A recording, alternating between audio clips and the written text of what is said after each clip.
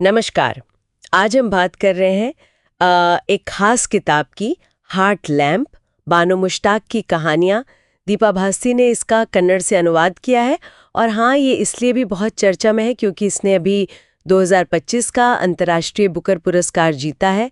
हमारे पास इस पर कई अच्छी समीक्षाएं और विश्लेषण हैं, तो आज की हमारी कोशिश रहेगी कि इस कहानी संग्रह की अहमियत को समझें, इसकी मुख्य बातें क्या हैं। ये कहानियाँ खास तौर पर दक्षिणी भारत की मुस्लिम महिलाओं के जीवन पर हैं, उनके संघर्ष, उनकी हिम्मत। यहीं से शुरू करते हैं, क्या खास है इसमें?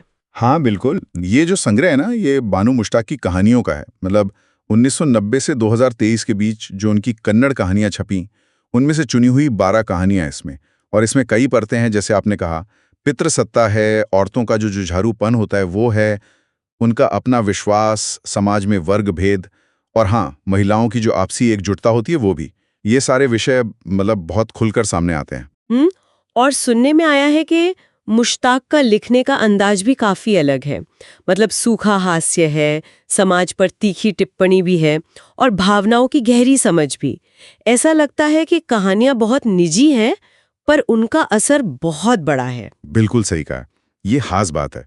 जहाँ कहानियां पितृसत्ता जैसे मतलब भारी विषय उठाती हैं, वही मुश्ताक का वो सूखा हास्य है ना। और किरदारों का जो रोजमर्रा का संघर्ष है, वो इसे सिर्फ क्या कहते हैं, प्रचार जैसा नहीं लगने देता। सही कहो। ये किरदारों की मानवीय गरिमा पर जोर देता है। उनकी छोटी छोटी जीत, उनकी हार, सब दिखाता है। और हाँ, जो शीर्षक कहानी है हार्ट लैम्प, वो तो कहते हैं लेखिका के अपने अनुभवों से प्रेरित है।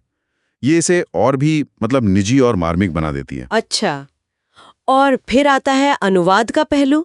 दीपा भास्ती का अनुवाद, इसे रैडिकल ट्रांसलेशन कहा जा रहा है। ये सुनने में दिलचस्प है।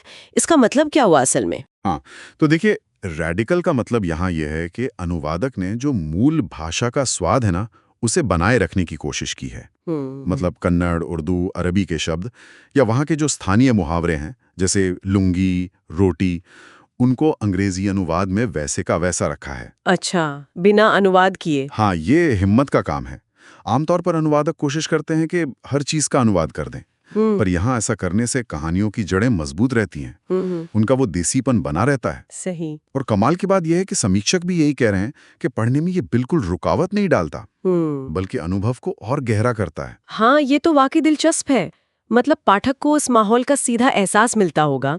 अच्छा, तो कुछ कहानियों की बात करें। सुना है ब्लैक कोबरा काफी प्रभावशाली कहानी है।